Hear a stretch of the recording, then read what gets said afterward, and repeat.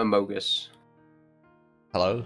Okay. What a fantastic intro, Amogus. This is the 12th one, right? Yeah. Yep, number 12. Okay.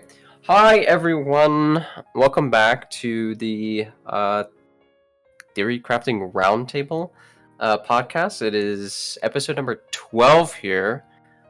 This is a Genshin Impact centered... Yeah, a Genshin Impact Theory Crafting centered podcast. Yeah, I think... Does anyone else even do podcasts about Genshin? There's Resin Refresh by... No shot, they're bigger than us, right? I don't know. Maybe. I Okay, don't whatever. think so. Maybe not. Wow, I am ego-ed. I haven't am heard your... of them, so there you go. I am your host for ever and ever. I'm Artesians. I'm from KQM, a community dedicated to just doing Genshin theory crafting. Yeah, we make content, all sorts and stuff like that. And I'm joined here today by Azel, Reens, and Tenten. Unfortunately, Zajev is a bit tired today because of a scheduling conflict, and XF3 is in the... Yes, he's had a medical emergency. Yeah. So, yeah, to start us off, why don't we go ahead and introduce each other? Yeah. I'll go first, I guess, for alphabetical order stuff. I'm Azel. I used to do a lot of Genshin theory crafting stuff. I used to be the head of TC over in Wangsheng Funeral Parlor, head of TC over in Kazuo Mains, but now I kind of just washed up and I just do theory crafting whenever I think it's fun, which is once every week or so. Are you in And then bed? other times I just hang out. What? Your mic's still scuff. Yeah, Oh, you're it's just because I'm using AirPods. Okay, it was... AirPods are kind of scuffed. It's not scuffed now. I don't know what you did, but... I'm talking It more was, loudly yeah, now, I you think. sounded robotic for a bit. It might be the Wi-Fi. Anyways, yeah, that's me. Not much else to say, I guess. Okay. Cool. Thanks. Okay, guess I'll go next, because I'm not usually on here. So hi guys, Reens here. Also from KQM, I've been doing theory crafting for a while there. I run the TCL for you guys, so all those fun little factoids, that's me. Resident Ayato simp right now, so I know I'll be talking about him later. Looking forward to that. But yeah, you can find me on KQM. I do theory crafting from time to time. I haven't really been as public as these other guys, but that's what I have to say. Mm-hmm. Reens is also my mom. Yes, exactly. Okay. I adopted Azel. He was a poor orphan, and he needed adoption. Poor orphan. Anyways, Tenten. Widehardo. I'm Widehardo. Alright. I'm Widehardo. What a Who's Tenten? fantastic introduction. Tenten's a Lost Ark streamer that we actually found in our Discord the other day. So, I did lots of theory crafting. So some of you guys who are listening, Can you tell me what necromancy does? Thank you. So some of you guys who are listening on I don't know, iTunes or something like that, we do have another long form piece of content that we did about 2 days ago. We did a meta analysis with Zajev, Tenten, Azel, and I, and a couple of our other guests. And yeah, that's posted on YouTube. On our Kaching Main's second channel. Yeah, it's our meta analysis. If you want to check that out. I feel like And you get more then- views if you just say it's a tier list. Yeah, it's a tier list. Okay, we just did a meta analysis in the form of a tier list. Official But- KQM tier. That's about another 2.5 hours worth of content if you guys want to watch it. We go in and out of every single character and why we think they're better or worse. Yeah. So without further ado, today's podcast, I really wanted to kind of step back and go over what theory crafting is in Genshin and stuff like that. At least briefly, or I don't know, however we end up talking about it. But some people are fairly new to the community and probably don't know why. They probably don't know why or who we are. Like, why we do what we do and who we are. Yeah, so like, why should anyone give a rat's ass about what KQM does? Why is the server named Kaching Mains? when they do theory crafting for everywhere, and who is this Lost Ark streamer, you know? So, yeah. Mm-hmm. I mean, Art, since you've been here basically the longest, you want to get started? Just like how you got into TC and stuff? So, theory crafting in Genshin has gone through, I don't know, it's been happening for a very long time, since almost the game came out.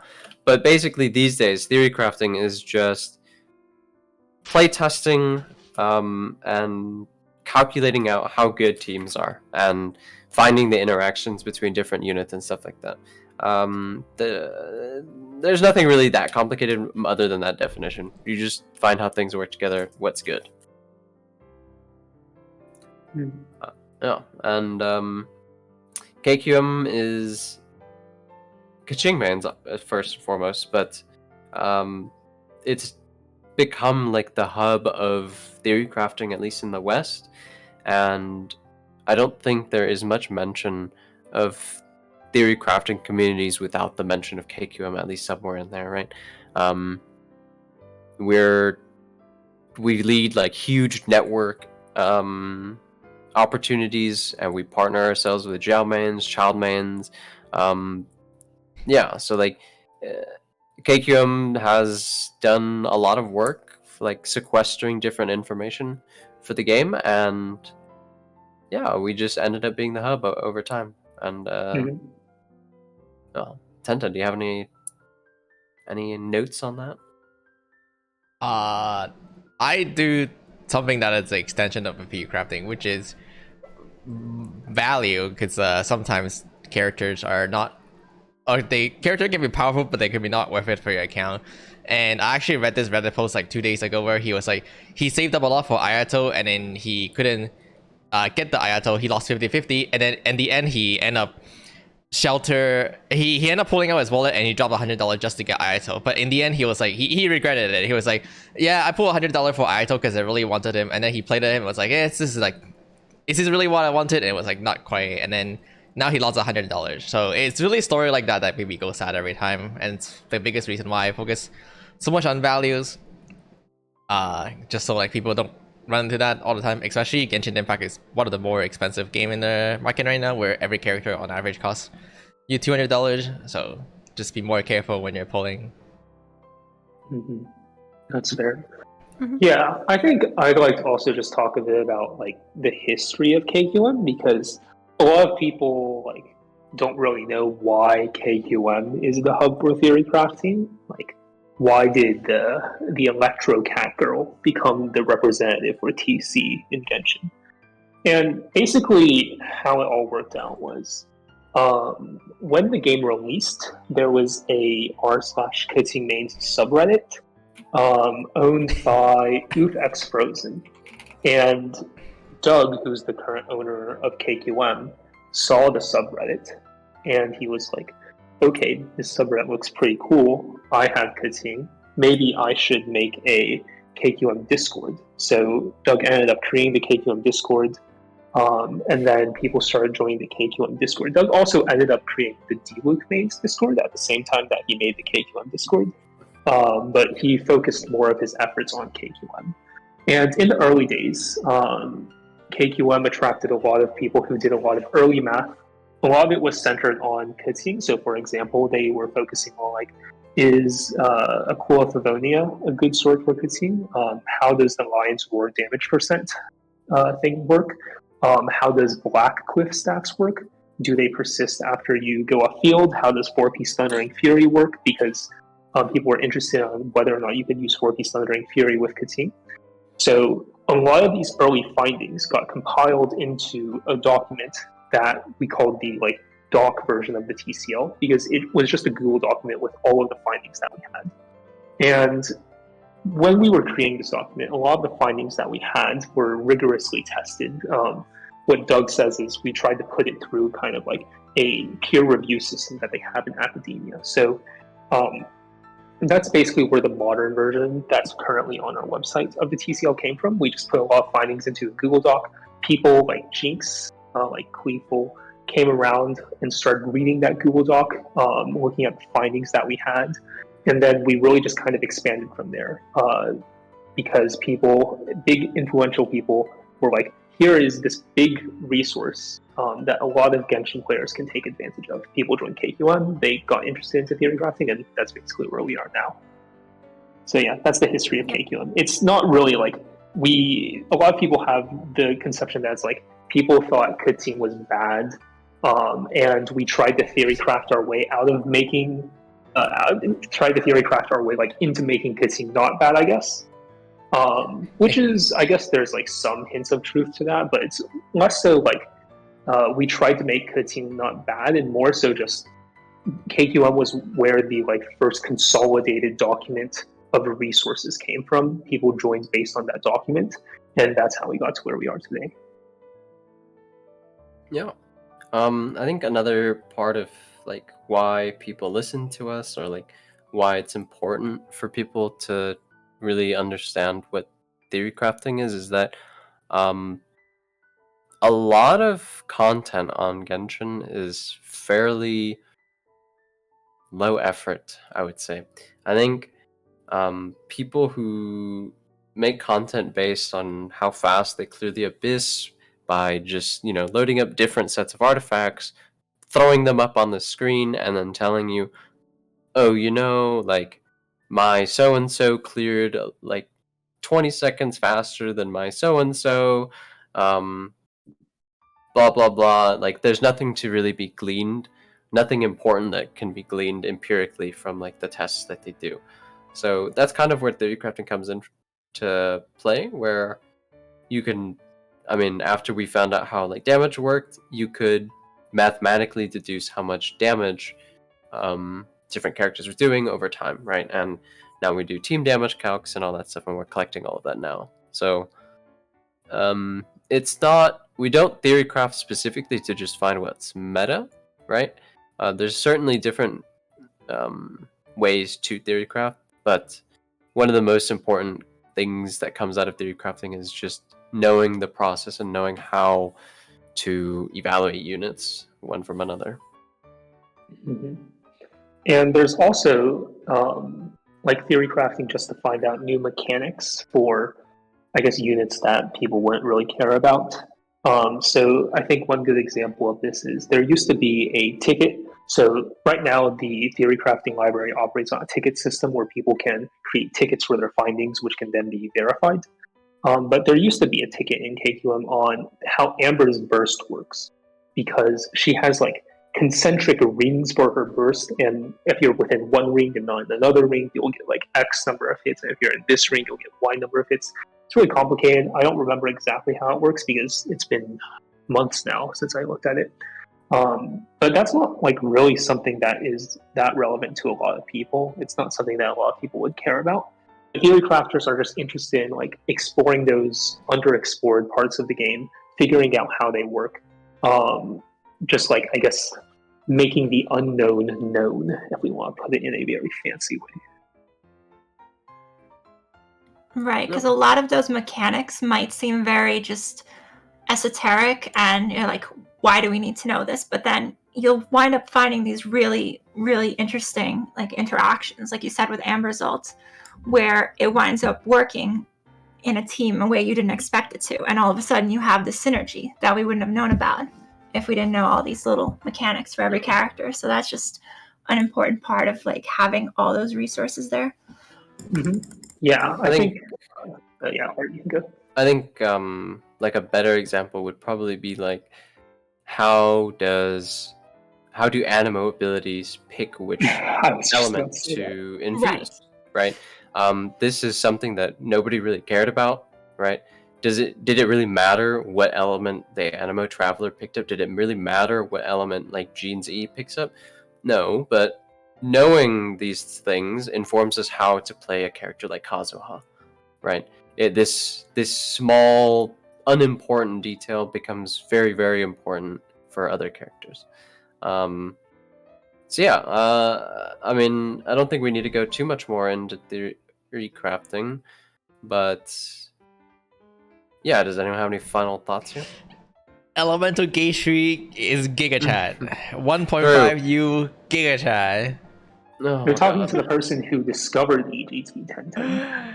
But that's why theory crafting is important, right? It's like, what happened if what happened if there's a character that can apply more hydro, for example, than other characters? Like, how does that change the interaction between that characters and other characters? We don't know, but I mean, that's basically what theory crafting is. It just, well, you look at this map. Yeah, I mean, like one of the like so many things that you play the game with, you probably take for granted. Elemental reactions, how fast you can proc them, what order you play your characters in, like all of this kind of stems from theory crafting. If you look at like old videos of people clearing the 1.0 Abyss, they just kind of just stand there. They'll cast all their abilities and rotate out, but they won't do anything very important. Nothing that glamorous, right? They'll pop a Bennett Q if they need healing, but no one really thought to like, okay, well, what's snapshotting? What is snapshotting? How does it work? And you know, as time goes on, the thoughts of how we know things work kind of change, and that severely impacts like how we rate characters. So that kind of ties back into the, I suppose, tier list or meta analysis that we did. So yeah, I think I just think it's important for people to like understand the underlying concept, because we do give people a lot of advice of do this rotation if you're using this team, or these sets of characters. It's like you'll use Bennett before you cast your Baidu ult, you'll use and so forth. And it's important people know why you're doing that, not just copying the rotation you found on our guides or anything, because a lot of teams, for example, aren't something that's set in stone. Everyone's characters are different levels of investment. You may just enjoy playing a character more than another. You want to do a swap out, include a different character than what we recommend. And you want to know, if you know the underlying mechanics, you can better incorporate the characters and use them. And you're not just relying on these set like teams that we recommend. It's not always just going to be Hu Tao, Xingqiu, Xiangling, and Albedo. You can swap them out, make your own thing, and it can work. Like the bar for Genshin doesn't require perfection, so there's a lot that can work. And if you know how all these mechanics work, then you understand like why the rotation is built the way it is, and you can make adjustments to it. Mm-hmm. That's especially important because not all the content that we face is necessarily the kind of content that we theory craft for. So a good example is like, we consider a lot of rotations as you're just continuing one 20-second rotation throughout like 20 seconds. But maybe you're facing off against two waves of enemies where you want to burst down the first wave really quickly, and then you want to continue your rotation on the second wave. But that requires you to kind of do some like weird mixing around of the rotations that we have set in stone. And if you can understand how to make those changes to the rotations in the necessary manners, then you can play much better than if you just copy what we do. So as Rain said, it's much more important, I think, for people to understand the mechanics behind why we do things, rather than just look at the surface level and be like, this is what I should do. Because we often talk about like the ideal setup where everything's going to line up, your rotation is going to line up with the content. But in game, you almost never have that ideal. You're always dealing with, number one, your enemies are moving. They may be spread apart. The abyss floor might end in the middle of your rotation. You're always going to have to adapt to whatever content you're dealing with. So it's important to be able to understand how to adapt on the fly too. Mm-hmm. Yeah, I think that wraps it up, right? Kind of went over why we theory craft, what's important about it, a little bit of the history. Unless Tenten wants to really go into more detail. No, I think it's alright. Yeah. No, I think we can just go ahead and start and get into what everyone kind of expects us to be talking about. Ayato! Ayato. Yes. Where do we think he stands? Why we think he stands there, and all that stuff. So yeah, this is the third Hydro 5-star unit that miHoYo has released. And yeah, how do you Fourth. guys think He's a fourth. Mona. Ah, well, True. yeah, I guess so. Third limited. So, how do you guys think he's landed? He's pretty good, but he has steep competition. Yeah, I think that. Yeah, it's- if he didn't have the competition, I would say he's a very good character. But we are dealing with Hydro here, so the bar is high. It's a lot higher than most other elements. Yeah. I think that a good way to think about him is he's kind of a like cheap deeps character. Kind of like evoking Jinx even though he's not here. But Ayato is a character that you can pull, and he will work in a lot of teams that require a Hydro unit. He can work in vape teams. He can work in taser teams very well. He can, well, like electro charge teams, not taser, I guess. He can work in like pure mono hydro teams. The current strength of mono hydro teams is, I think, still a bit low, but that could change in the future if we get another 5-star hydro unit. Not going to say anything about that. I'm curious. Yeah, we can talk about that. And then he can also just be used in freeze teams. And not a lot of the other Hydro units we have can really do all niches well. Kokomi works well in freeze teams. She works pretty decently in electro charge teams, and she has Sukokomon as like a semi-vape thing, but she doesn't really work as well in a just pure vape team. And we have Mona, who works well in freeze teams, doesn't work in vape teams. And like, does it really work in electro charge teams? Well, you can use her. She just won't be the best option. And then Child, we have like, he works in EC teams. He works in vape teams very well. But freeze teams, I think Child leaves a bit to be desired. Freeze Child is still definitely really good against enemies that you can group up, because you can just get the quadratic scaling, and then you can keep them frozen, and you just continually get the Riptide quadratic scaling. But that depends upon you having the ability to group a lot of smaller enemies, and that's not always the case. But Ayato just works in every single one of them, so yeah. And I think one of the more unique niches that he has compared to other Hydros, I wouldn't say any of the other Hydros that you could run as almost a hyper carry. With Ayato, he definitely has that ability where he's the one making up most of your damage. Personally, really love running the Ayato Gene Yunjin Bennett comp. Just if you get yourself a C2 Gene, ooh, he just goes burr. He just goes burr. Very cool. Oh, I mean, I think we're all just kind of understand that he's very versatile and he's fairly strong individually. And we can go a bit into his kit, obviously. Normal attacks, nothing to really talk about, but his E is fairly interesting. And his Q as well. I think for a long time, theory crafters have asked for something that was a Ganyu ult, but Hydro, how strong it would be. And now that it's kind of here, I think most people most theory crafters kind of believe that the Q isn't really that big of a deal in comparison to at least his elemental skill. So yeah, his elemental skill.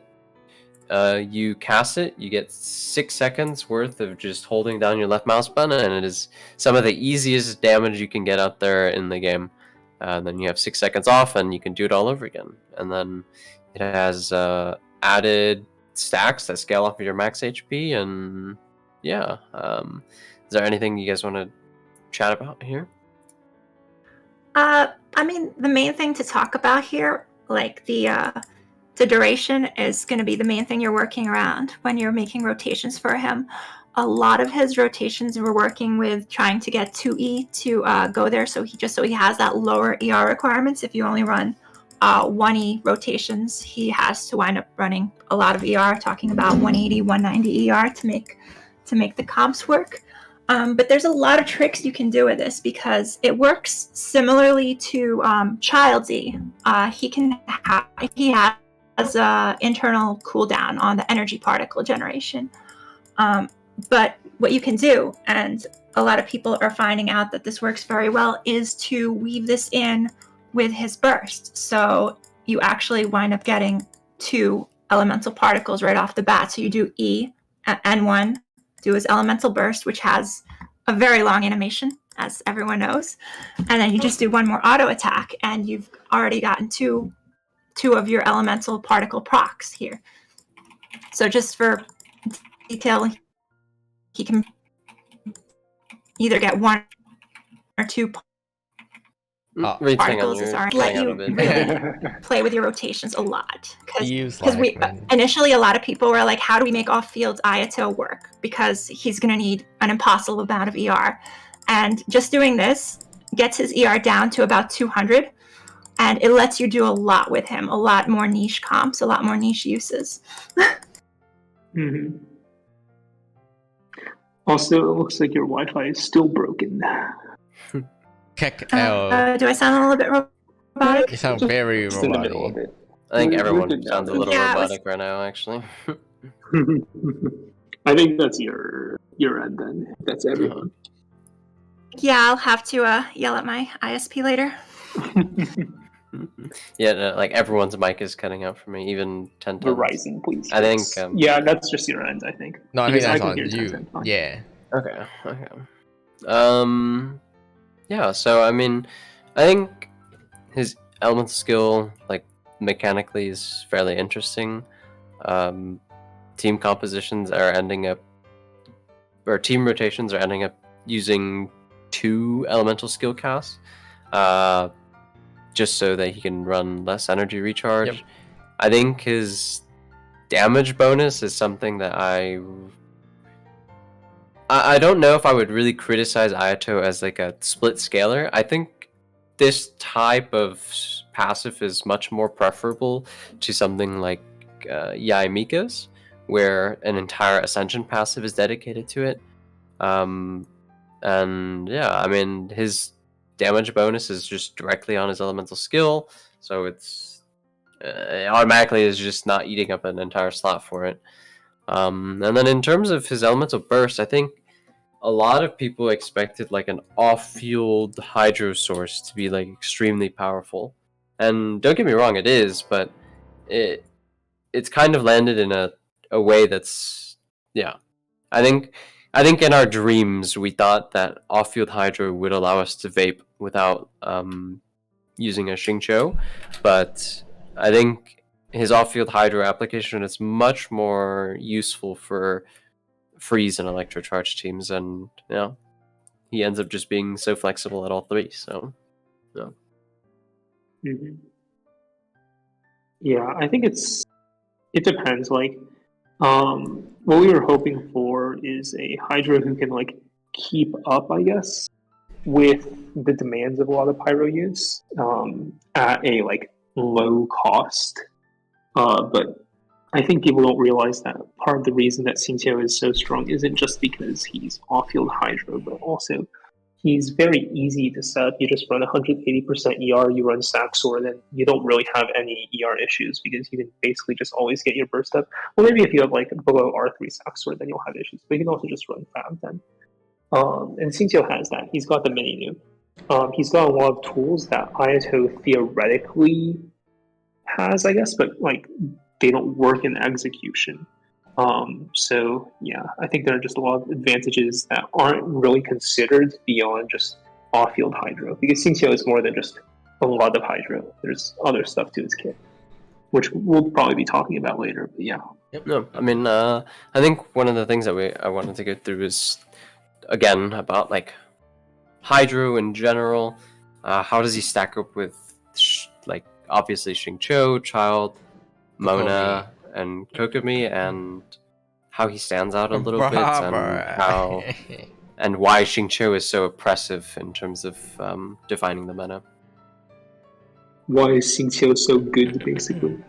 I think so. Yeah, I mean, who wants to start us off? Yeah. I volunteer Azel. I mean, talk about the fact. Oh, go ahead, Tenten. No, it's Azel. What? I wasn't even saying anything. Just go, Tenten. Just go. I don't have anything right now, actually. Okay. Well, I'll start us off with the question then. So, what makes Ayato different from other Hydro units? Why is he different from other Hydro units? What's the difference between him, Tartaglia, him and Mona, him and Gokumi, right?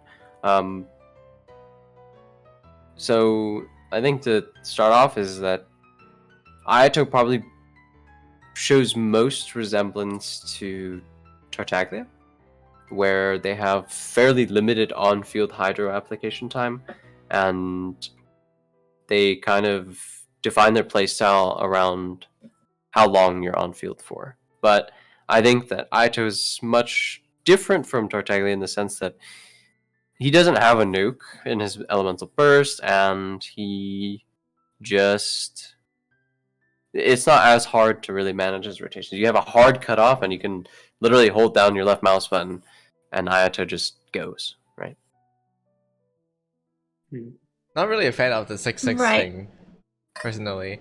Having a 6-second uptime and a 6-second downtime is so awkward to work with at the current moment, and it boosts his rotation like so long. That's one of the things I'm not a huge fan of on top of Ayato. Now we can say a similar thing about Chao, about how Chao also have a long rotation if you stay in his form. But sometimes, like, the thing about Chao is you have the choice, right? You have the choice to be short on his elemental skill duration if you want to, but you also have the choice to be long on his elemental skill duration if you want to.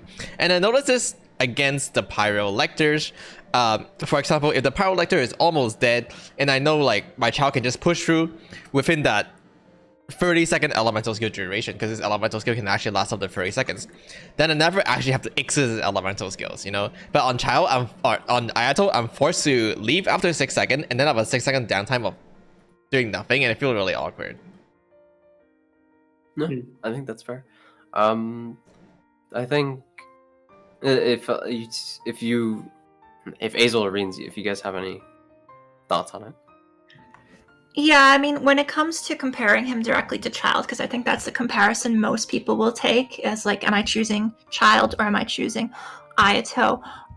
You're looking at very different synergies, particularly because of two things. Because one, the nuke. Child's nuke is something you're always working around.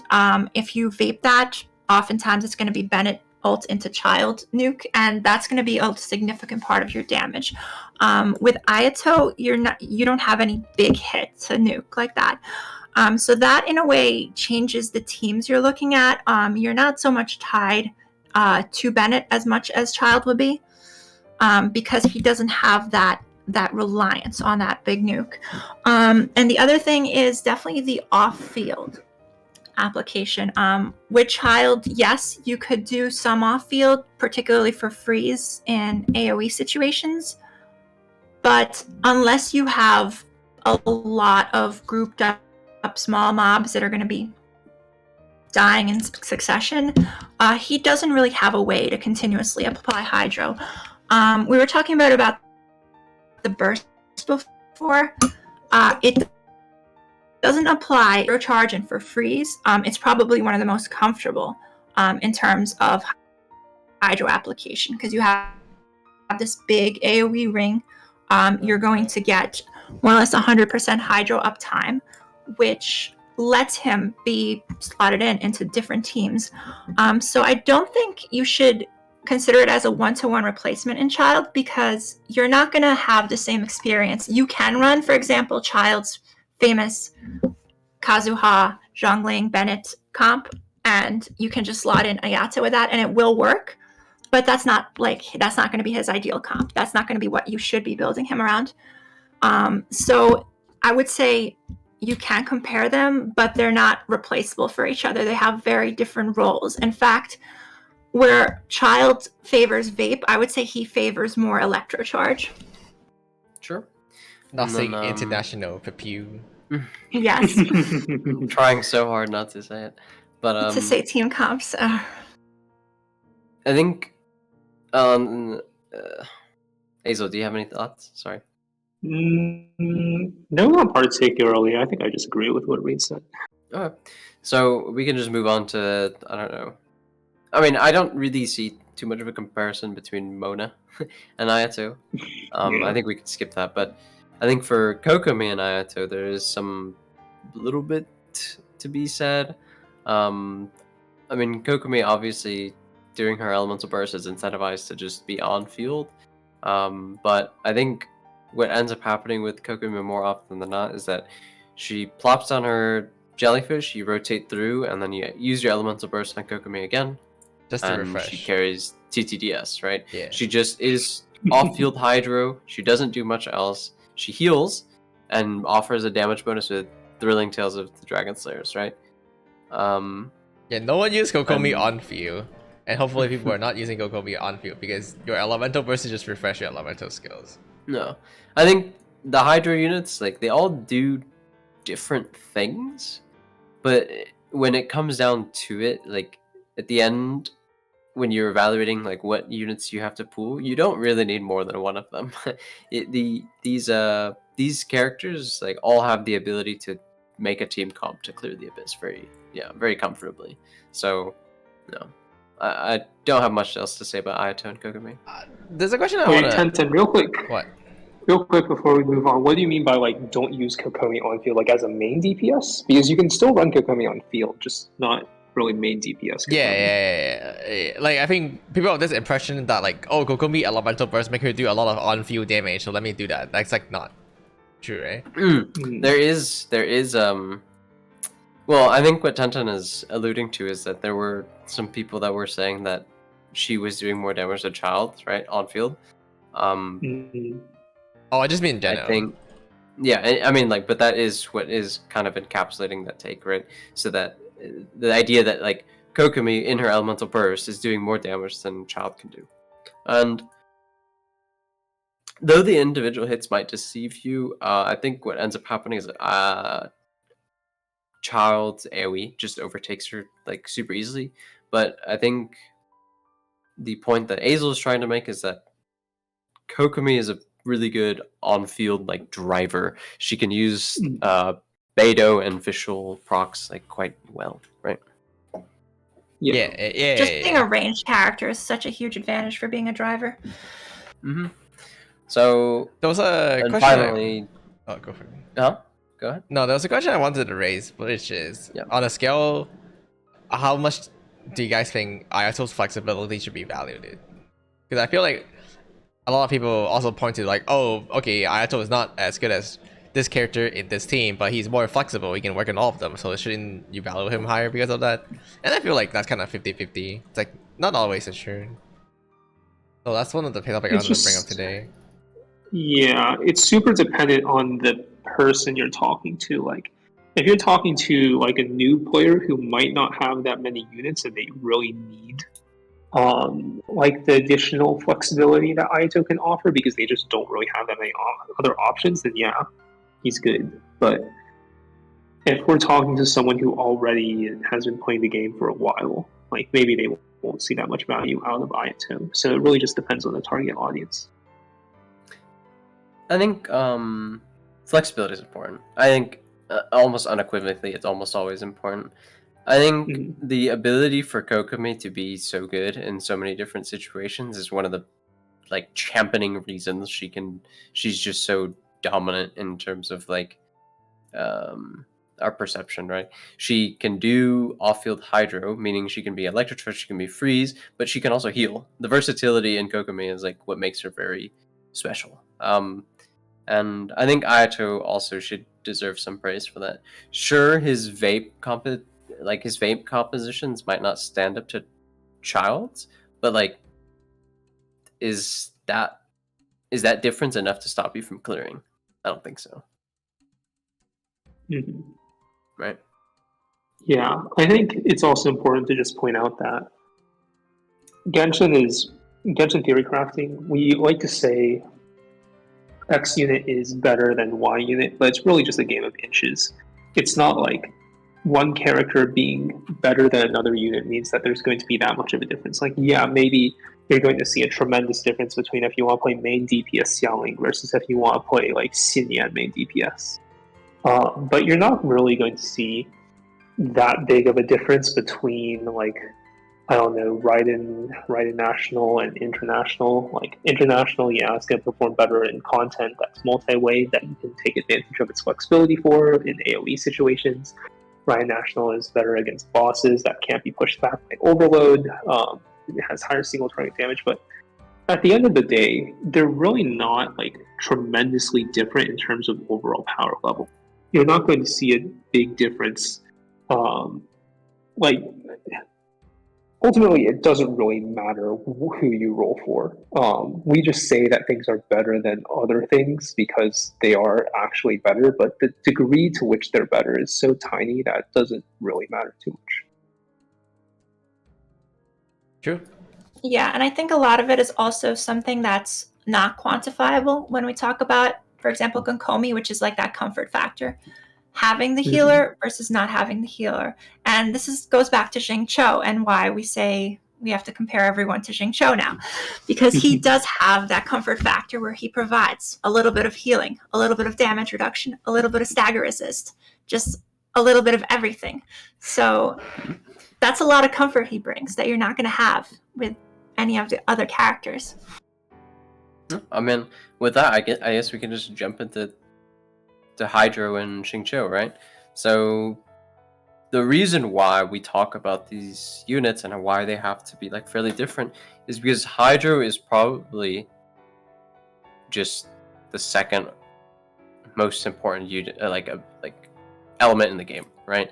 I think behind Animo, Hydro enables you to do so much more. It enables you to use Electrocharge, Freeze, or Vaporize. And almost like half the roster is based on these type of compositions. So I think knowing what these units can offer for you is important to define, to tell you like what you need to roll for. Yeah, like none of us here would probably recommend you to pull Child, Kokomi, and Ayato because they're Hydro and they're 5-star and they're good. But maybe consider pulling at least one of them, right? So one of them, at least one, yeah. So Hydro, yeah, because this is under the assumption that you already have the best Hydro unit. You already have Xingqiu, right? A 4-star. So yeah, so with 4-star, she say. What do you mean, Barbara? So yeah, Hydro being so important kind of dictates a lot of things in the game. Yeah. Does anyone have any thoughts on that real quick? The thing is, the Hydro was never run in... a lot of the team run 2 of the same element, like Pyro team run 2 Pyro and then Cryo team run 2 Cryo. Even Electro team run 2 Electro, but it's never going to be 2 Hydro. So in that sense, the most Hydro character you need is 2. One being Xingqiu's and the other one being another Xingqiu's on the other side of the abyss. So in that sense, you would never really pull more than 1 Hydro characters in total of the 5-stars. So I think we'll just dive into it. Why is Xingqiu so oppressive? Why do everything have to get compared to him, you know? Dude, are we completely done with Ayato? I feel like we didn't make a definite conclusion on Ayato for people who care. Yeah, I mean, we can summarize it real quick. Yeah. No, go ahead. Tenten, you can wait, start. My opinion is like, wait, I don't know if we're... But hold on, he wants to listen to everyone else real quick and then he can have his opinion. No, okay, personally, I think Ayato is a fine pull if you like Ayato. Instead of absolute strength, I personally would prefer to pull Chayo and then Kokomi and then Ayato. We actually talked about this on one of our streams before, but I would put them in exactly that order. And given that you only need 1, then my preference would not be Ayato. That's for me. But it doesn't mean Ayato is weak. As we have been talking about this podcast, like Hydro is a really strong element, and Ayato can hold his own. If you don't really care about absolute meta string and you just care to have a Hydro character that's really good, and it's fine to pull for Ayato. Again, we talked about like Ayato can definitely clear the abyss. It's not like Ayato's gonna have trouble clearing the abyss while another Hydro character will have an easier time. It really depends on the context you're looking at it, and I think I don't think people should regret pulling for Ayato if they put him for the purpose of liking Ayato to begin with. Yeah, he's definitely not a pull you should regret if you got him. I kind of agree on your order. I do agree there. That's definitely what I would recommend to people if they're just looking for their second team Hydro unit. He does have that advantage of being more niche. So if you are a newer player, if you don't have Xingqiu, for example, and he's basically your only Hydra would be Barbara, he would be able to cover a lot of different compositions. Whereas if you're pulling for, say, Kokomi or Child, you're kind of limiting yourself in a way. Now going forward, I'm not going to say it's the best thing for the future of your account, but like we said, he's a strong unit. He's strong enough where he's gonna get through the abyss. That's not gonna be a problem. There's plenty of teams where he works with and he can easily clear. We're gonna touch upon him with Xingqiu, so I'm not gonna go too far into that. But I think it's mostly the fact that you have that competition within Hydro, and there's a lot of reasons we don't run 2 Hydros. So you're always gonna be very picky with your Hydro units. I would say playstyle. Look at his playstyle, because some people are gonna find it very annoying just holding down E, and you might want something that's a little more mechanically involved. On the other hand, some people might like that. He's easy enough. You don't have to like worry about animation canceling or anything like that. You press your E, you hold down your mouse button, you're set. You're getting his max DPS right there. Yeah. I think there's also something to be said that while it's really easy to play him from a like micro standpoint, due to his 3-second uptime, or not 6-second uptime, 6-second downtime thing, it's kind of weird to put him into teams like Hu Tao. You have like 12. It depends on hit lag extension and all that, but you have like certain amount of uptime, certain amount of downtime. Same thing for Yoimiya, actually. Yoimiya is probably a better example. Yoimiya, you have like 11.5 seconds of uptime with burst and E. Depends on if you actually bother to use your burst or not, of course. But you have that period of uptime, and then you have downtime. You recast your support skills, you do stuff, and then you cycle back to Yoimiya. It's a very straightforward rotation. But Ayato's rotations are a bit more wacky because you typically want to do 2 E's. It depends on what team you're using, of course, but you can do 2 E's, and then it's kind of weird. It's like, do I cast my supports twice, or what do I do in order to fill this downtime that I have in my rotation? So he's a little more complicated from a macro standpoint, even though he's super easy to play from a micro standpoint. And it's just like, are you a fan of that? If you are, then yeah, Ayato's not a bad pull. If you aren't, you prefer to do the N2C Hu Tao, Giga Chat animation cancel, whatever, then you're going to go for that as well. Then Ayato might not be the best fit for you, but maybe you like both. So it depends on the player. I think for me personally, I think I would rate Kokomi, Ayato, then Child. I just hate Child so much. I hate playing. You hate? I just hate it. I don't really like his electrocharge comps. I don't really like his freeze comps, though I admit that they're very strong. And obviously his Xiangling Vaporize enabling is the best in class, right? I just prefer Kokomi and Ayato. They're just easier to use. Easier to use, man. I think all 3 of them do their jobs very differently. So my personal recommendation isn't to follow what I would suggest, but rather find out which playstyle you would prefer, right? So if you want to just use teams where you can plop down Kokomi and perfectly be comfortable forever and ever, sure, use Kokomi. But if you want something more involved, definitely check out Child. There is a lot of mastery over knowing your damage and how to get past the point where you don't have to worry about his E as much, right? And then and for Ayato, he's just simple. You just E 6 seconds off. His rotations might be a little long, might be a little tough to learn, but I think in general I value less complex characters that can do roughly about the same thing, right? If all 3 of them can clear the abyss, why would I pick the one that makes me think the most? So Oh yeah. I was gonna say, what about you? Oh, I already gave my thoughts, so Widehardo. I don't know. Ayato is cool. That's all I'll say. I don't really have. I think that having opinions is overrated. Wow. Okay. How to with that, avoid getting sued. We'll just swing into Xingqiu, right? Why is Xingqiu in SS, right?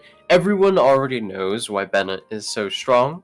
Everyone knows that Bennett gives you the attack bonus, his healing, the amount of power application, the cleanse. Everything about him is just great. But why Xingqiu, right? He just applies Hydro, just a lot of Hydro, right? He gives you a little bit of healing. That's not really that noticeable. He gives you a little bit of damage reduction, interrupt resistance, but sometimes I still get knocked down. Sometimes I still die. What makes Xingqiu so oppressive? Good question. It's the boy shorts. That's the reason. Yeah, I think Xingqiu's left rain sword is probably the reason why he's that strong. His left rain sword specifically, yeah. Agreed. Okay, but enough of the memes and stuff, but it's kind of that combination of everything. He is the ability to be self-sufficient. He has a very fixed rotation. That's a very good time to allow other teams to reset around. The condition for his proc is very easy.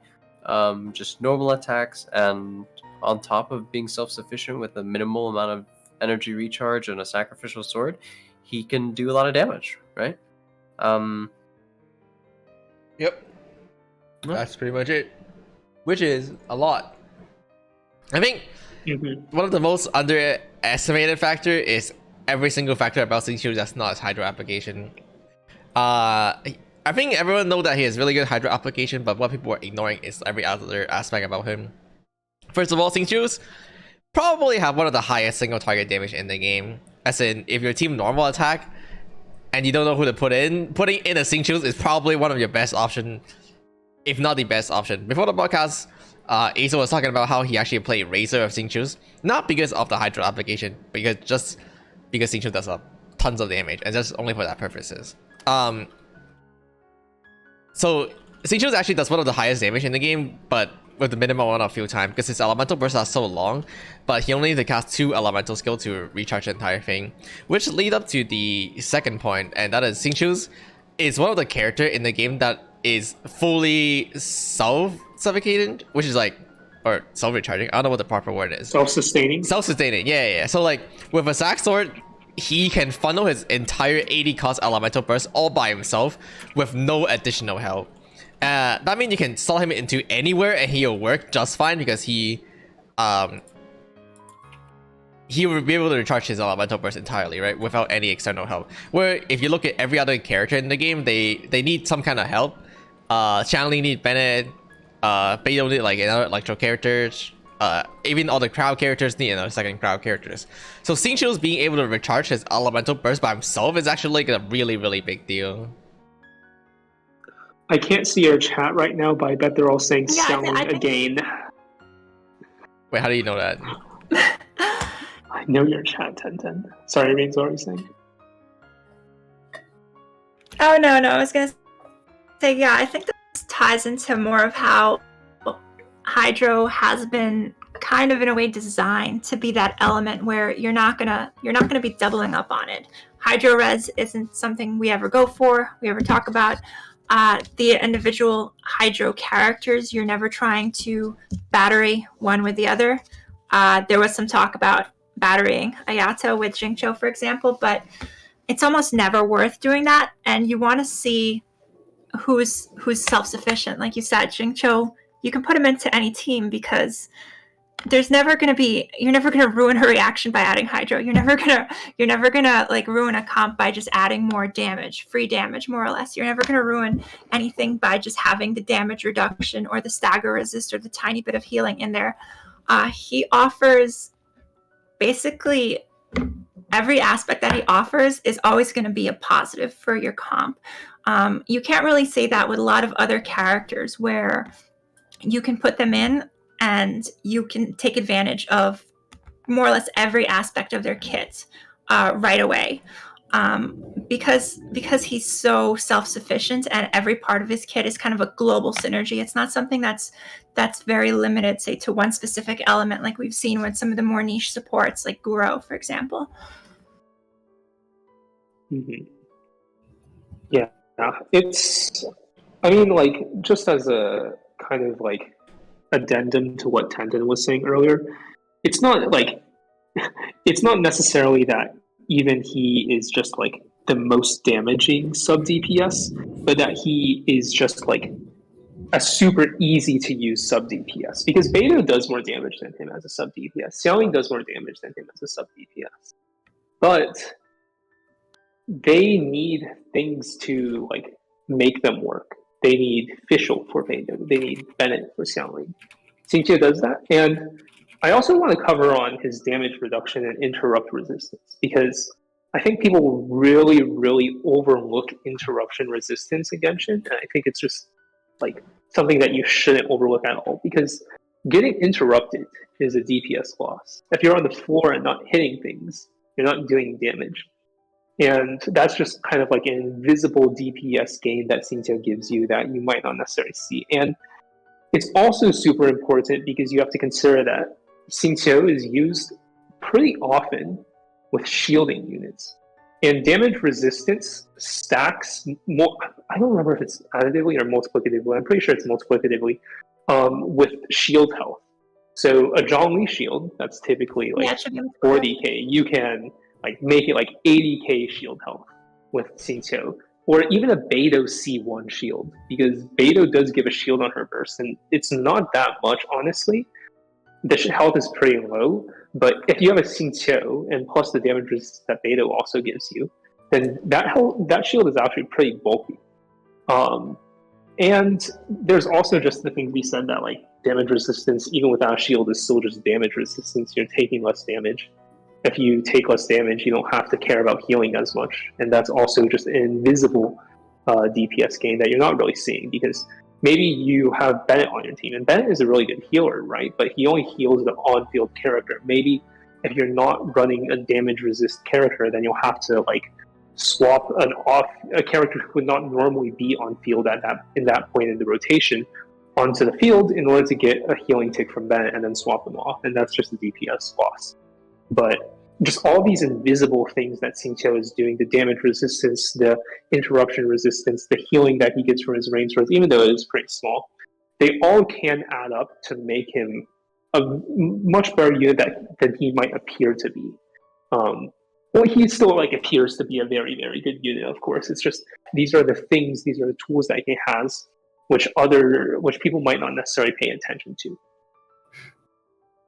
I think a lot of all of this, like, is just compounded on the fact that his constellations are just kind of jacked. His constellation? Yeah. I think Xingqiu's had the best constellation in the game. Holy so good. Yes, here's a fun fact for everyone who doesn't know. Xingqiu's actually got nerfed. Is he the only character who... Yeah. Is Xingqiu's the only character who ever got a nerf in Genshin Impact that we know of? I mean, directly, I would say there's some indirect nerfs. Turbo Official, for example. Kaching had the Thunderclap bug fixed. Mm-hmm. I mean, TCS. bug fix, Sasuke. Okay, Tenten, you really just asked for like nerfs, and then we just listed 5 for you. Okay. Alright. Lisa's C1 Lisa Tally. winner. Yeah, Lisa C1 got bug fix. Mm-hmm. But yeah. Dude, imagine if we have They preserves. got nerfed and then unnerfed. So for people who doesn't know, Xingqiu's elemental burst used to apply Hydro on every single sword instead of having ICD on it. So imagine pre-nerf Xingqiu's against Pyrolector, you delete those minions in like 1 second. Yeah, C6 Xingqiu against Pyrolector, you would literally need like actually just 10 seconds, because it's Pyrolector has 72 U shield, which means that you need 36 U of Hydro, which means like a little over half of a C6 Xingqiu's burst. And if you're using like, I don't know, like a child on field, you would probably just delete that thing in 5 seconds. It's crazy. Yeah, I mean, the C2 decreases Hydro resistance. His C4 is a multiplicative damage bonus on himself. And his C6 just oh adds my another God. fucking sword. Yeah, C6 Xingqiu is like, people like to talk about like Yua C6. They like to talk about Raiden C2, but like Xingqiu C6 is honestly just like so broken as well. I think I don't Xingqiu's know, people constellation don't is pay so attention to that too much because he's a overloaded. superstar. Yeah, Xingqiu's constellation Yeah. is so overloaded. Yeah, it's not even just he has like one strong C6, like Raiden has one strong C2, but it's like Every all one of his comps constellations is are just so good. genuinely good. Yeah. Like, I guess besides C1. C1 is decent. Yeah, C1. For what it's not worth, really I think that it's useful, fine. But... For 4-star C1, I think it's fine. Okay, we can Right? go with that. You know, I mean, it just gives him one extra Hydro Sword, Hydro Orbital, and it's like slightly more damage resistance. I remember. I forget exactly what that does for him. It's been so long since I've had to do Xingqiu math. It like does something at least. It's not like Ningguang C4 at least. Yeah. So like, I mean, to sum it all up, like every character, every Hydro character that comes out, any support character that comes out, has to go through like the Xingqiu check or the Bennett check, right? And for Xingqiu specifically, like a Hydro unit has to be compared to a unit that gives you damage resistance, has really strong constellations, is a 4-star, can heal you, gives you damage resistance, interruption resistance, and on top of that, infinitely loops infinite Hydro application, right? So these are the reasons why we would consider Xingqiu to be one of the most broken units in the game. He just warps everything around him. Yeah. I think there's also something to be said about the fact that you can play Xingqiu like on field. This is like, I think people are calling it like Raiden anti-national. I'm just going to ignore that name and I'm going to pretend it doesn't exist. But Raiden, Bennett, Xingqiu, and Kazuha. And typically what people want to do is they want to run Raiden as the on-field character, and then play it semi as Raiden national except with Kazuha instead of Xiangling. But I was playing around with the team, and you can actually just play as Xingqiu on field, where you just swap onto Raiden just to battery Xingqiu and have him on field. My experience is definitely biased because I have Mist Splitter Xingqiu, but he's critting for like 16k on his rain swords. It's kind of insane. So the fact that you can just play Xingqiu, who's supposed to be an off-field character on field, and still does a tremendous amount of damage, is just pretty hilarious to me. imagine if Xingqiu snapshot. I mean, there are the positives and like negatives of that. If Xingqiu snapshots, then Xingqiu Bennett, Kazuha, just with Xingqiu is just like probably the strongest core in the game.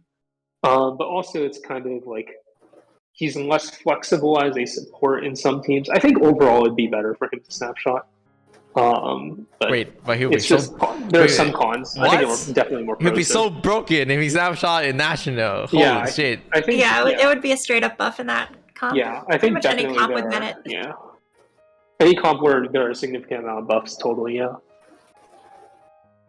Do we didn't even go over the fact that his C6 refunds energy? Oh yeah, that's also a thing. So he we can just run yeah. less energy recharge and go for Yeah. more damage. He's cracked as he is jacked again. Yeah. The C6 three main things: energy I recharge, and run like I actually 160 instead have of a hot 180, take more recently. Hydro app, more The more I damage. think about it, Yeah, what's up? Mm-hmm. Xingqiu is better than Bennett. Xingqiu is better than Bennett, he says. You could probably argue it, yeah. I think there's a room for argument. Like Why not both? I could see that. I actually healing, do as well, actually. yeah, like right, Well, like I think not sure, I Bennett still think- is. I think the healing on Bennett is a little overrated. And if you subtract the healing, to be honest, Xingqiu could just overtake Bennett. I mean, I think Zajev said it yesterday when we were doing our meta-analysis that even if you removed the healing off Bennett, he'd probably still be one of the strongest. He would still be the strongest character. He would still be one of the strongest. But I think Xingqiu's had the potential to overtake him. I don't think it's worth arguing over anything. Yeah, it's I not think worth arguing. It's just a fun thought. They're just in the double S tier. There's no reason to really split hairs over it again. Yeah, this is the part where Saja will say, "I disagree." Any Widehardo? I disagree. I think that Bennett is the best character in the game. I mean, you're comparing two characters where if we had two more of them, you would just run a team that would be two Bennetts and two Xingqius. Yeah, and you'd if be we have a perfectly second happy. Bennett and a second Xingqiu, this game will be over. Sasuke. No, you literally just run one team on both halves of the Abyss, and it's literally Yeah. just Bennett and Xingqiu. Nothing else, just Bennett and Xingqiu. Oh, just two It's Bennett, two actually super Xingqius in one No, team? no, just one Bennett, one Xingqiu per team. Yeah, two yeah. characters on both sides of the Abyss. Yeah. Oh, yeah. Dude, I actually clear Abyss nearly as fast with just Bennett and Xingqiu alone as with like a lot of my other teams. Like Bennett and Xingqiu alone for me can clear nearly as fast as like Child International, as like Ayaka Freeze. It's pretty insane how good that combination is. Bennett Fischl Xingqiu is pretty funny. Yeah. Yeah. I think that wraps up like what we really want to talk about. It's been pretty short today. Obviously, we usually run over like 2 hours, but Ayaka? What time is it? yeah. There's What the Ayaka fuck? left. Ayaka I believe- Yeah. Yeah. She's getting a rerun. So Ayaka's really good. Yes. I I had mean, so much fun. yeah, she's good. What else do we want to say about her? I I think in our tier list we rated, or in our meta analysis, there's like what 4 other units above her, and like yeah, that's it. there's Kazuha, Sucrose, Bennett, and Xingqiu above her. I think Ayaka is just it's Oh, you guys actually rated Ayaka above Ganyu? Interesting. Yes. well in terms of absolute string, Ayaka is better than Ganyu. In terms of flexibility, Ganyu is better. So it depends on which one you value more, right? Because if you're talking about, so this is what I was addressing. It's like if you're talking about things like Thunder Manifestation, for example, then Ayaka would not perform really well against those enemy. In fact, let me go over the enemy list to see like what would Ayaka not really like. Yeah, I would. See, she has the advantage where there's a clear DPS window because she does have that concentrated damage compared to Ganyu. Yeah, I think I wouldn't really argue Magu. Like Magu Genki is okay. It's not the greatest for Ayaka. Why are but you it playing works Ayaka decently against well. Magu Kenki though? Well, I mean, No. I have to look. I have to agree with. Okay, don't bring Ayaka to Mago Kenki. This isn't the advice I'm giving you, but it's actually extremely easy to abuse his rotation and the way Yeah. he works with an Ayaka comp because you you will. also play Jade Cutter Ayaka. Don't touch. Okay, I don't have a missplitter, and I'm not missplitter gaming. I think so. The point I want to bring up is not that Ayaka is not good, because I do think Ayaka is one of the strongest DPS in the game. But I just want to say like Ayaka doesn't invalidate Ganyu as a character. So I think there's strength where Ganyu still outshine Ayaka, and there's definitely strength where Ayaka outshine Ganyu. Between the two, just pick whichever you like better. But I think overall speaking, I would say Ayaka is the stronger DPS. But Ganyu is the more flexible one. There's a couple enemy that it's not too favorable for Ayaka. I don't think Mako Genki is a not favorable matchup.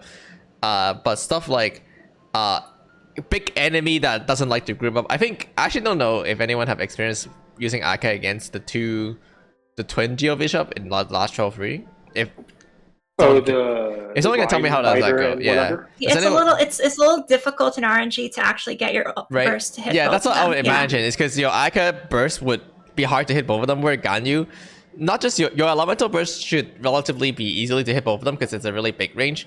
On top of the fact that Ganyu charge attack can probably also hit both of them. On top of the fact that you can probably melt Ganyu. So these are scenarios where Ganyu would be a little bit more favorable. But that's to say like you can just take like one down after another with Ayaka, although you do have to remember you have to kill both of them at the same time.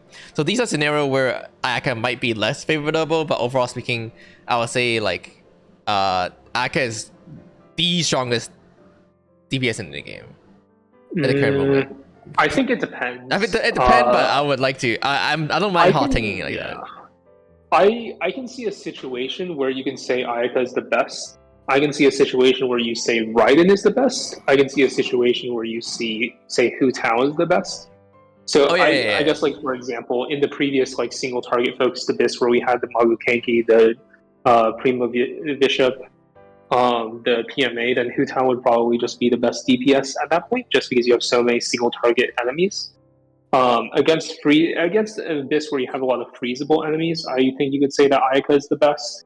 But if you have a abyss where it's like a mix of single targets, And non-single target boss enemies, you could make an argument for Raiden or Xiangling, or probably just Raiden or Xiangling, honestly. Or Child, but Child you would just play with Xiangling, so it's just like Child slash Xiangling. Because it's just so content dependent, right? Because Ayaka is just so shit to play against certain things. unfreezable enemies. Yeah. Where they can just like move out of your burst. Well, yeah. I would say, I mean, like if we try to generalize, like obviously it's impossible to generalize everything. Mhm. You can't really just Yeah. generalize like, oh, this character is better. But I would say like it's pretty close.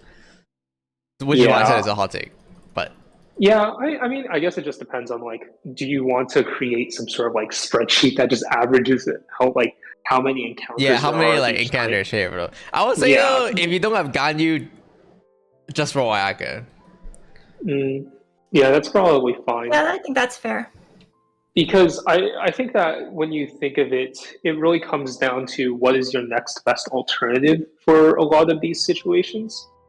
And when you're talking about, let's say, just a mix of like single target, multi target enemies, your next best alternative compared to Xiangling, you have a lot of alternatives actually. You can play. You can play some kind of reverse melt team that doesn't have Xiangling. You can play some sort of like Kaya Rosaria freeze, I guess. I'm not really sure. You can play like Raiden main DPS, Raiden Hyper. You can play Child EC with Fischl and Beidou. So there's a lot of alternatives to Xiangling. You could say for single target, you can always play. What are some other single target teams? Raiden National, but that's like Xiangling. You can play like some sort of beneficial Beidou Kazuha comp, which I think is like a comp that people really haven't looked that much into, but I think it's super fun and it's super strong. And then again, but I think the next best alternative for Ayaka, if we're not talking about Ganyu, is just Kaya and Rosaria, which means that generally Ayaka is just going to be a significant step up because Kaya and Rosaria are super strong, but Ayaka is just way stronger. So I guess just when we're comparing like for these three situations of freeze, single target, and like, well, I'm not really sure how to put this. I think I started a thought and then I don't know how to complete it. But I think if we're looking at like the three main like types of meta teams, Ayaka is just a significant step up from the next best alternative, which isn't necessarily true for the other teams. Widehardo. Yeah, I think that's fair. With freeze, you're always building around either Ayaka or Ganyu. With the 4-star alternatives, are like you said, they're not. It's not a Xingqiu situation where the 4-star is the best option. I mean, there's a lot of chatter in my chat, at least.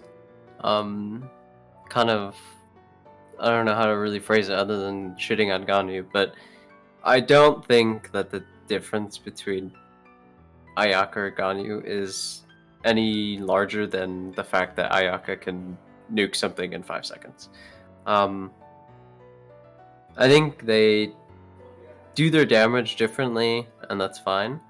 And you could argue that grouping content is more reliant on Venti more or so than it is reliant on Ganyu, but I just don't really feel that that is enough to really discount how strong Ganyu is still. And Ayaka being stronger than that still is definitely something that that should be highlighted. The ability for Ayaka to nuke down bosses and caster bursts is very nice, very good. But I think, in my mind, I still have difficulty coming to terms with how kind of boring it is. You just cast your Q and then you do nothing until you get your burst back, I suppose. I just have less fun with those types of teams. Okay.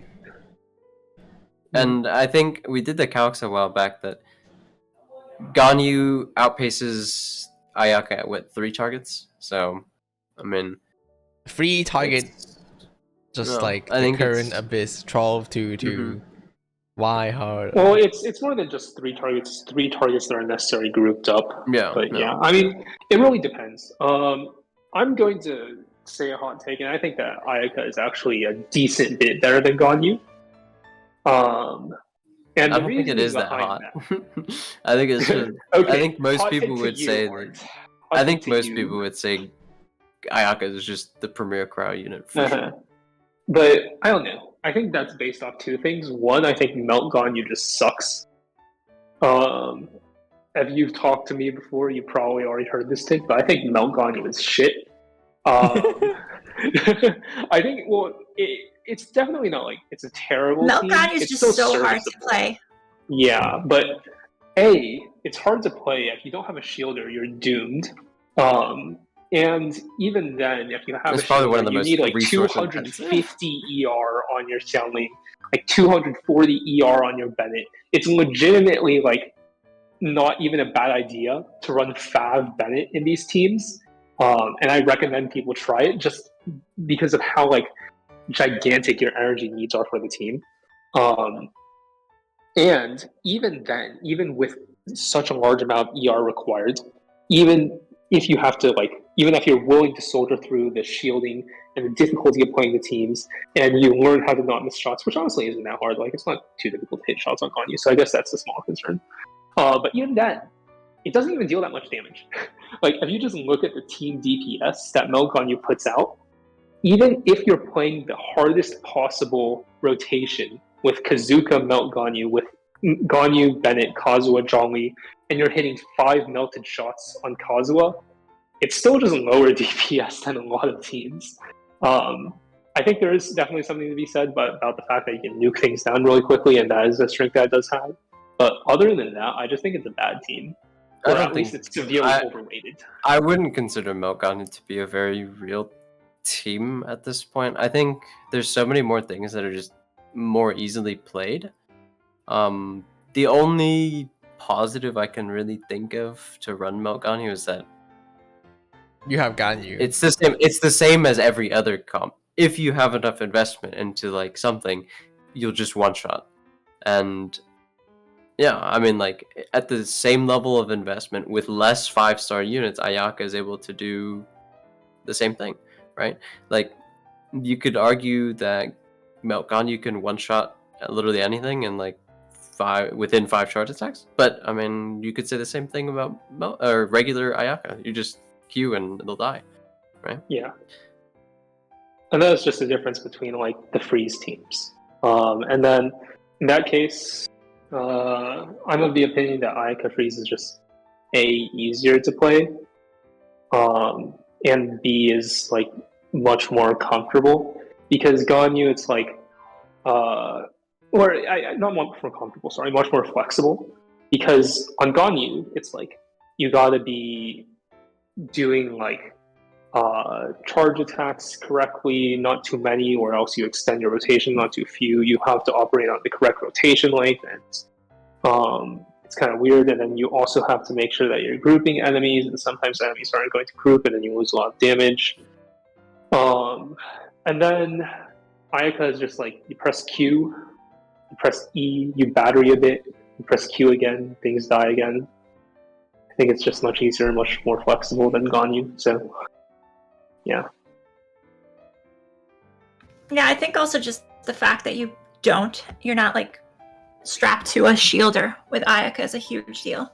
Because playing Ganyu without a shielder is just painful. Exactly. I don't think that's true with freeze. I think it's all moot with freeze. I mean, I don't think it's true. Yeah, I honestly don't think like it really is a big of a deal for Ganyu. I don't know if it's a Ganyu bias for me, but like I do play like a lot of Ganyu. I have played a lot of Ayaka, but it's just I don't know. I feel like people are swinging a little too hard in the opposite direction. I personally don't see that big of a difference between the two.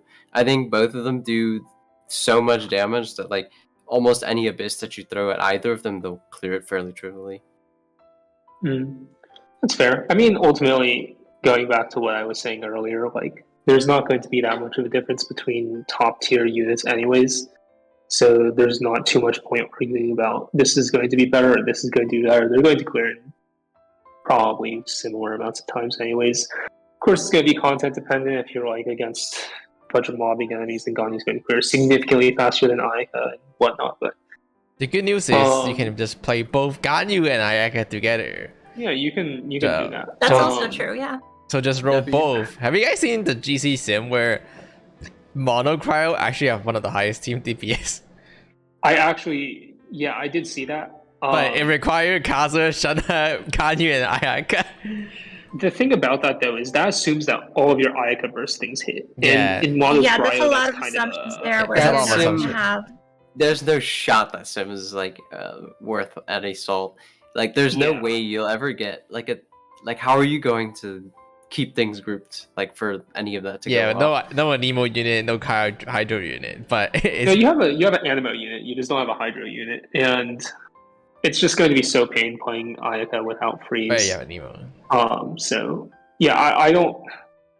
Here's like I guess just a good example of where math does not match up to reality, and like Ayaka Ganyu Mono Cryo is definitely one of them because just because the sim says something does not mean you will necessarily be able to execute it in reality. Like, I think this is another point where it's important to point out that you should be listening to us to learn about theory crafting, not just blindly listening to us, because there are a lot of things that the tools that we make, or a lot of things that we might even say that aren't true for you because your account is different, or that aren't true for you because we're just wrong. Like, theory crafters are wrong pretty frequently. Except me, I'm right 100% of the time. But theory crafters are wrong pretty frequently. So I think a lot of people need to learn to take that into account, determine if the veracity of the claims that we make are applicable to them, and like learn based off what we say and take our advice into consideration when playing on their own accounts, rather than just listening and saying like, theory crafter said X, I will do X. Yeah, I think a lot of the conclusions that come out of theory crafting can definitely be a little hyperbolic in terms of how applicable they are. As always, playtesting is needed. I mean, how you play the game and how you want to play the game is very important still. Like, for example, if you play literally only the overworld and you give literally zero fucks about the abyss, don't pull Ayaka. Unless you specifically like rolling around on the ground like as a ice spirit. Ganyu is literally just like the queen of the overworld. Oh, just don't pull because of her dash. It's horrible in the overworld. Getting stuck on rocks, it's kind of painful. So, I mean, you gotta take everything into consideration when you listen to, anybody, even theory crafters. Even if we can mathematically prove something, like how like applicable is it? That's why part of the thing on the compendium has a video requirement, right? I don't think we'll ever see someone running Ayaka, Ganyu, Shunha, Kazuha on the compendium. Mm-hmm. It's just not applicable enough to IRL play, I guess, or real world play. I don't know how to even put it. Okay, this is the final topic I kind of want to talk about. Xiangling. And what about Xiangling? So this actually came earlier this morning, and we kind of briefly talked about on the meta analysis as well. And that is, this obviously is a thing that's more relevant on my channel, which is why does everything has to center around Xiangling? And we kind of talked about this yesterday about how the meta actually end up center around certain unit, and Xiangling is like one of them. So I know like for on my channel it's kind of a meme that everything centered around Xiangling, but it's not wrong to say the meta is somewhat centered around Xiangling for people who doesn't understand it, right? So I don't know if you guys want to cover that a little bit, or you guys think we can cover that next time. I mean, I can just repeat what Zajef said yesterday. I think Zajef was relatively correct when yesterday he was talking about for a lot of new units, for a lot of teams, we have to consider whether or not it's better to play them rather than just playing Xiangling, because she operates as a baseline unit. You get her when you clear Spiral Abyss 3, which is like 2 weeks into the game. You're like nothing. And then when you play her, she's easy to use. She's highly reliant on Bennett, of course. She does have drawbacks, but she's just a strong unit. So in that case, if you already have this really strong unit, you have to be considering, like, if I have this unit, do I really have a reason to pull and invest into other units for meta reasons? Of course, maybe you really like Yanfei and you just want to invest into Yanfei, and that's completely fine. But if we're talking from a pure meta perspective, then you don't really have a reason to pull for Yanfei when Xiangling exists, because there's just not really much that Yanfei offers that Xiangling can't. And yeah, Yanfei does have her overload teams, but then it's just like, well, you also have Sucrose that can also take advantage of Fischl and Beta, so why do you need Yanfei? And it's just a question of comparison of any new DPS unit to be released, and whether or not they're worth it over just playing Xiangling. And I think the thing that really makes that comparison favor towards Xiangling for a lot of time is just the fact that she is basically 100% off field. Mm-hmm. And you're always comparing, like you said, for Yanfei, you're comparing someone that needs to take up field time. You're always going to be comparing to a unit that doesn't need to be on field for more than 2.5 seconds. Mm-hmm. So, I mean, she's free. They give away Xiangling cons every now and then. I mean, it's just, if you don't think like the game kind of has been revolving around a certain couple of characters, It has like to be. Bennett, Xingqiu, Bennett and Xiangling, Xingqiu. I think you're still deluding yourself. I think even now, even for late game accounts, you have to actively make an effort, a concerted effort, to move investment off of these characters and pull a very specific subset of characters to not use them, right? Yeah, I think that's why we often list as a pro for character teams when a team isn't centered around one of these characters, isn't centered around Bennett or Xiangling or Xingqiu.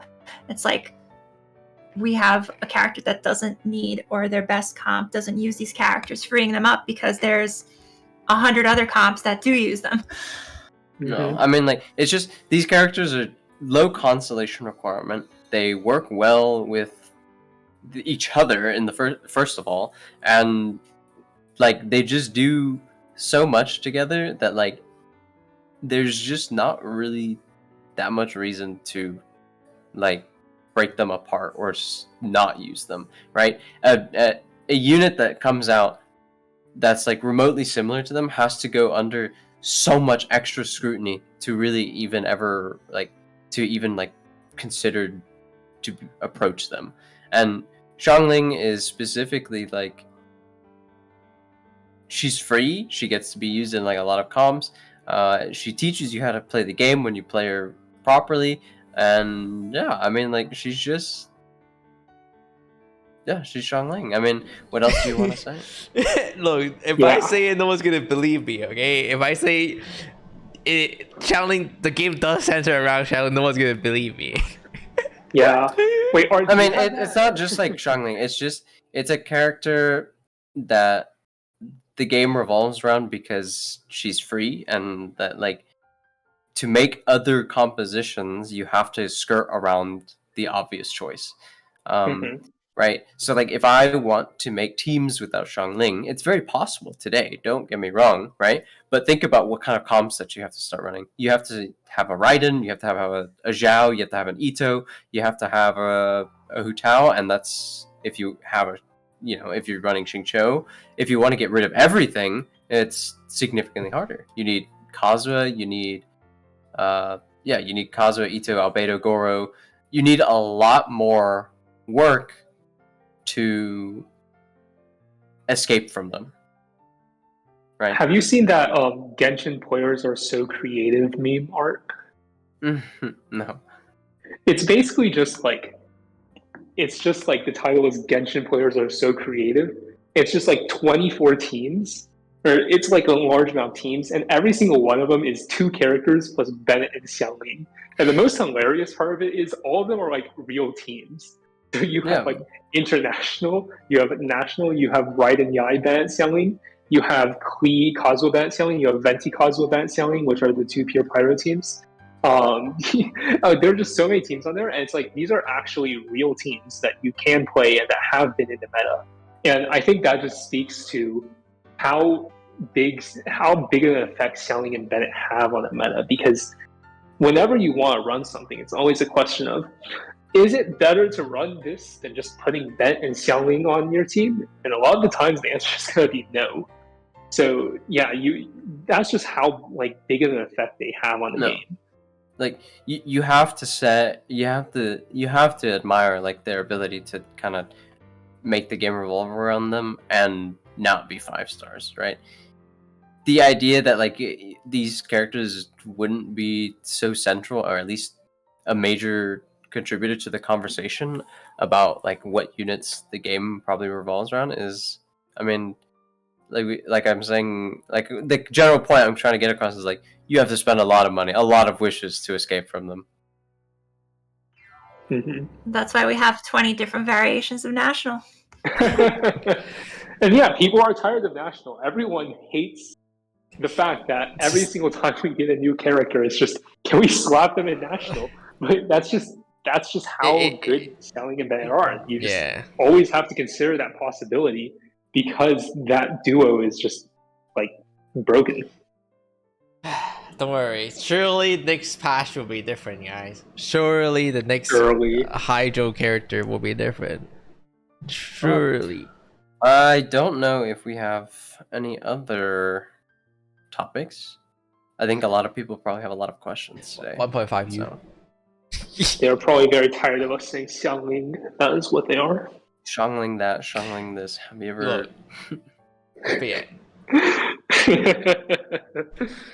Okay. Today was really the national podcast, wasn't it? Yeah, I guess so. Yeah. That's why I'm calling it on Spotify. I'll just be like, this is the national podcast. Thank you. Thank you for listening in today, guys. We're gonna head into the Q&A section in a little bit. But it's been a pleasure hosting and a pleasure talking to all of you guys. Again, I'm Artesians. I'm from KQM. I'm the head of theory crafting there. And I was joined today by my guests in Azel, Greens, and Tenten. So if you guys want to give your outros real quick, and we can go to our Q&As. Xiangling Giga Chat. Thank you for the outro, Tenten. It was much appreciated. I think for my outro, I have to say Razor once. So here's your Razor for the podcast bingo. Well, we were talking about Razor before the podcast started, so if Canyon was curious, you can bingo now. Well, no, you said Razor, but I didn't say Razor. No, you did. So I have to say it once. No, you were the one who said it. Yeah, but you said it before the podcast. They just didn't know that. They just didn't know I didn't say it in the podcast. Okay, so but it still counts. They just don't know. No, it doesn't. It's not in the YouTube video. So Razor, there we go. Alright. Artesian mentioned head of theory crafting. What else? You said Xiangling. I said Razor. Reigns, was your We can't thing? end this without boba tea. Ayato boba tea. I guess Ayato boba tea is your thing. Oh, okay. I guess we can also do a quick announcement that we, the 4 of us here, are confirmed to be going Anime Expo. Yes, we will all be there. So, if any of you guys are going, we'll probably try to do like some meetup thing, or at least sit down somewhere for lunch and tell everyone. Yeah, Tenten will be signing autographs, so yeah. There will be no Xiangling cosplay. Shut up. No, I'm doing Child. Art is doing Kazuo. You can do Xiangling, and then we just need a Ben, and we can form the international team. W. I should be Bennett so I can find a Xiangling. And then I can find a Xiangling. And then I'll book a hotel room. Thanks for joining us today. You will book a hotel room for what, Tenten? So for the rest of this bit, we'll be answering questions from our chats. Yep. Goodbye, If YouTube. you want to ask a question,